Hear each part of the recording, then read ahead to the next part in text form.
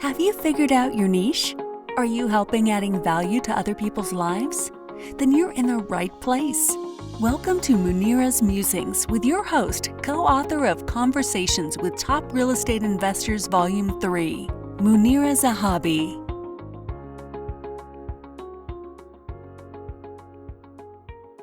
Greetings from Chicagoland. This is Munira. Welcome to another episode with my new guest of Munira's Musings.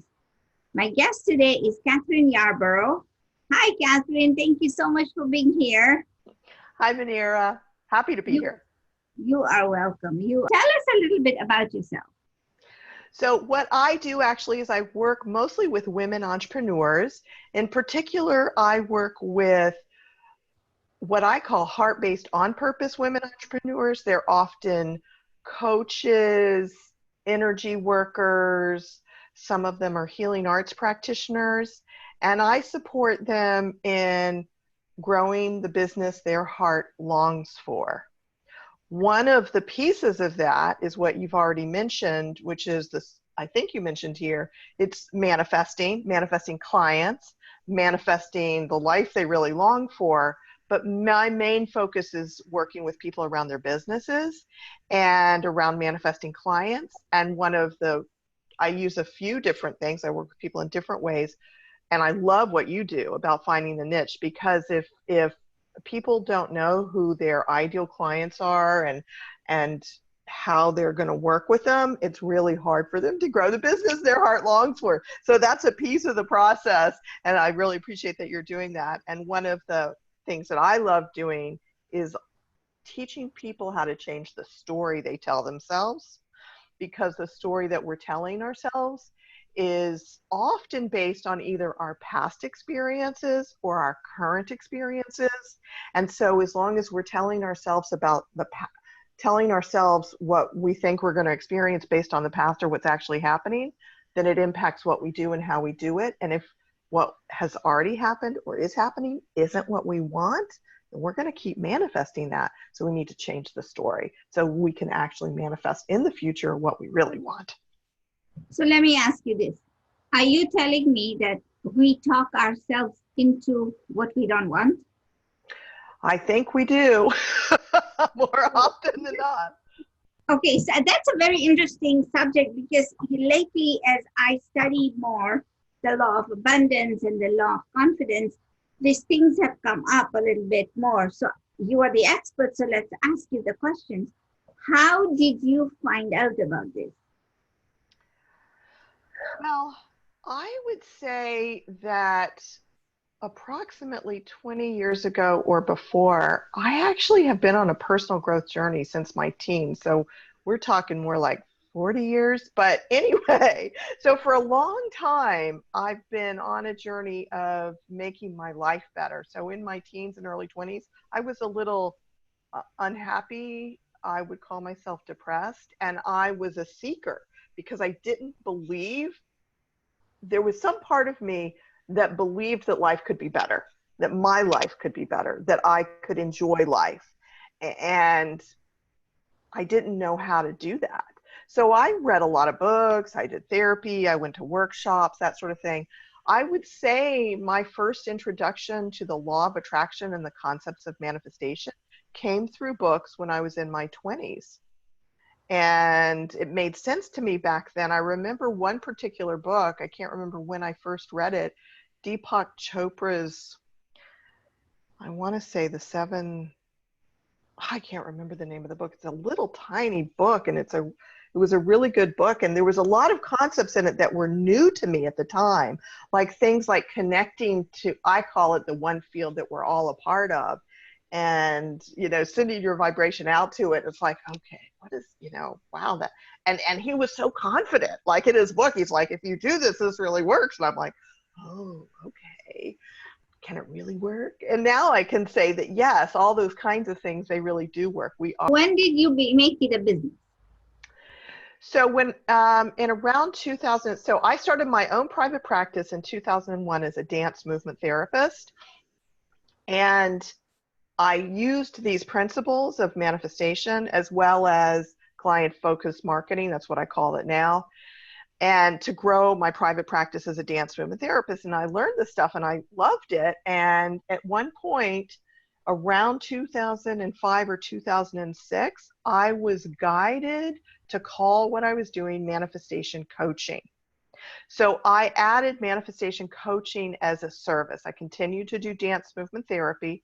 Most people don't know what it is. For those of you who don't, you're not alone. It's a type of psychotherapy that uses movement and words. I no longer practice dance movement therapy, but it is part of my work. But back in 2006, I started doing manifestation coaching, or 2005. And I think around then, I think it was 2006, I did my first Attracting Clients workshop, where I started teaching other heart-based entrepreneurs how to use these principles to attract clients. Would you share a few tips and tricks for people who are watching as to how you can, what's the first principle they have to do? Let me share here the 7 steps to manifest anything really quick. There's a 7 steps to manifest anything. The first one is to know what you don't want. And we can know what we don't want by noticing what doesn't feel good. So if we're thinking, let's say, for example, me, oh, I don't think I'm ever going to attract clients, blah, blah, blah, and I feel bad, then that means that I'm focusing on what I don't want. So if you're feeling bad, you're focusing on what you don't want. The question then is, what are you focusing on? So you identify that you're focusing on what you don't want.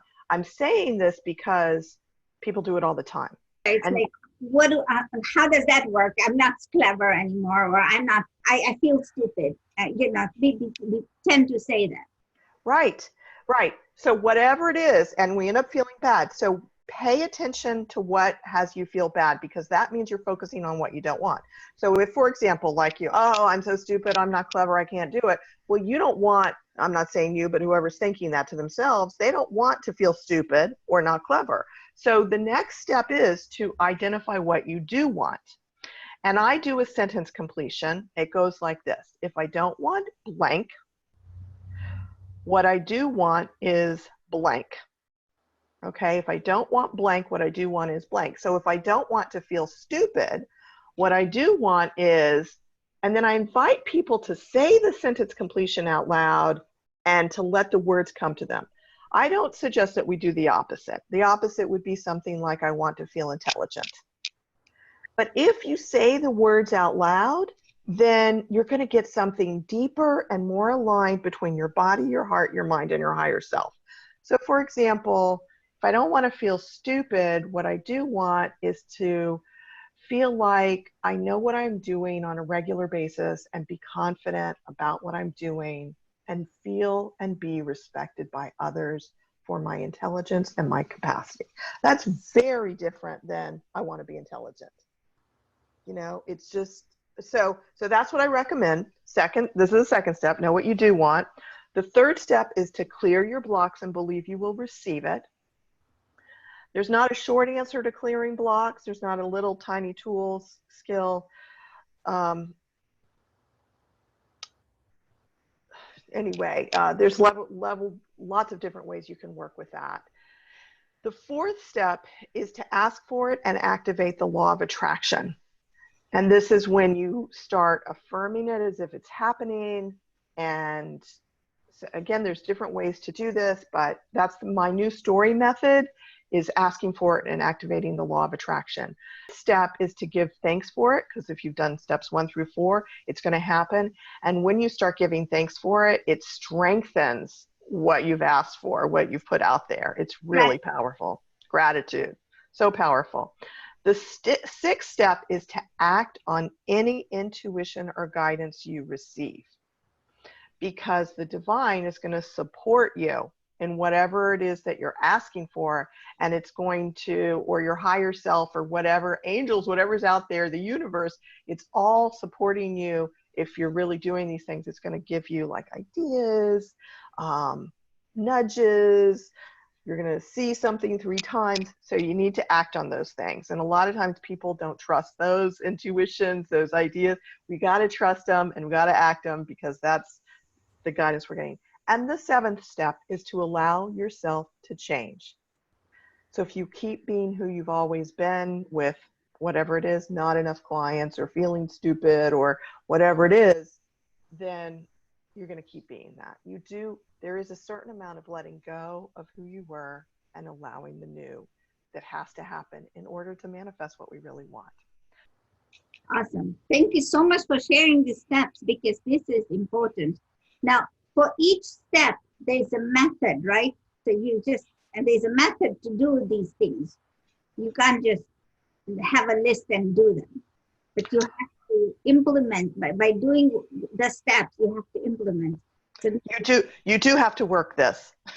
You can't just understand it cognitively and have it work. That is. Okay, so let's talk about telling the stories, because like you said, we tell our stories and we talk ourselves out of it instead of into it, right? Oh my gosh. Yes, let me give you a real life example. This is just amazing. So I've been inspired to do in-person presentations and to actually do my own events. And after that event that I was with you a couple of weeks ago, I was driving home the next day. I'm like, okay, I'm going to do my own thing. It's going to be an all-day thing with me. I'm so excited. And then that evening, and I was really excited. I made the decision. That evening, I was like, I can't fill this event. What am I thinking? And I almost talked myself completely out of it. And that's what we do. We get excited about something, and then all of our stuff comes up in our face, and we're like, no, it's not going to happen. Or sometimes what will happen is people will start to work, like my clients, my heart-based on-purpose women entrepreneurs, they'll go out, they'll do some networking, and they don't get any clients right away. And they're like, well, it's not going to work. I can't find any clients. Nobody's responding. I'm doing my marketing. I'm posting on Facebook and no one's showing up. So people get discouraged, and then they start telling themselves, I can't find any clients. Oh, I don't know where my clients are. I can't find any. And then they go down that rabbit hole, and that's the story they're telling themselves instead of. So I'll tell you the 3 steps that I teach people now to change the story they tell themselves. The first step is to write a new story. And you do that the way I just told you. You identify what you want. You come up with a prompt based on what you want, and then you fill it all in. The second step is to write, read, or say the new story multiple times. I encourage people to do it 3 to 5 times a day, depending on what kind of story they're talking about. Some stories are vision stories. Like, for example, let's say somebody wants to feel successful. That's a big vision story. It's not about manifesting it today. It's about, I am becoming a person who is successful. What does that actually look like? So you can write a new story to paint a picture about what you want, or you can write a new story to switch your vibration so you're magnetic to what you want. So you can use this process in different ways. It's very useful and powerful. And you write the new story, and depending on what kind of story, I recommend either reading it, writing it, or saying it, or all 3 every day. Because otherwise the old story takes over, because the old story is our neurons are in a habit. Yeah. So the third step is to notice when the old story pops up, and it can be insidious, Munira. Sometimes it's just like 2 days later and you're like, oh my gosh, I've been in doubt that this is ever going to work. And when you get into doubt and discouragement, your vibration shifts and your actions align with your negative story. You have to keep thinking the positive, and so we need to, in technical terms, repurpose the drive, or reformat the drive, and then write a new whole series. It's like getting out of the system with Windows ME and putting in Windows 10 now. It is. It's like that. And I have a free gift that I'm happy to share with you and your listeners to help do that. Is that okay? Yes, please. So it's a worksheet. It's a worksheet that will take you through this process of writing a new story. And to get it, all you have to do is go to manifestingclientsacademy.com/free gift. So I'll say that all again because I know it's kind of long. It's manifestingclientsacademy.com/free gift. FREE. If it's not coming out, it's not 3 gift, it's free. Okay. Yeah. And if you can, please share that link after the interview is over. Yeah, I'm happy to share that link. Yeah. Let's talk about niches, because you've walked through and you said you had to reinvent yourself a few times. So I'm sure that you're still thinking of how to reinvent yourself to go forward, right? that to me is it's a purposeful change that we have to make. 2 years ago or 2.5 years ago, I made the decision to focus on working with heart-based entrepreneurs. Best decision ever. I think that to grow a business successfully, you really have to decide on who your clients are. You really just have to. And for me, I made this decision because I love them. They're my favorite people to hang out with. I love talking to people about growing a business. It's the work that I most enjoy. But I wouldn't have known that back in, when I started in 2001. I had no idea. But see, you had to try a few things, right? And the reason I say that, because I use niches in the sense that there's two ways I use niches. One is what you are special, what your unique skill is, right? What is your unique ability? That's your niche.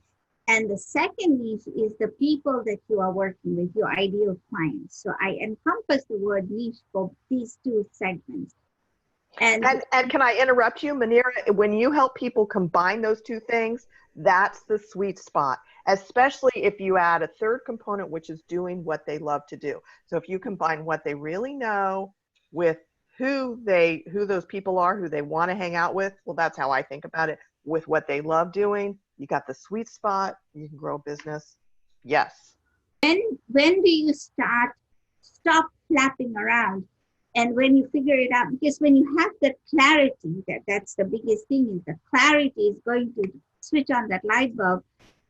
But in order to get to that clarity, we still have to pass the marshes and pass the, stones and all of those things, because, getting to the sweet spot in the sea is not just easy. You have to go through these things. And that's the whole journey. Thank you, Kathryn. I appreciate it. Now, how do people contact you?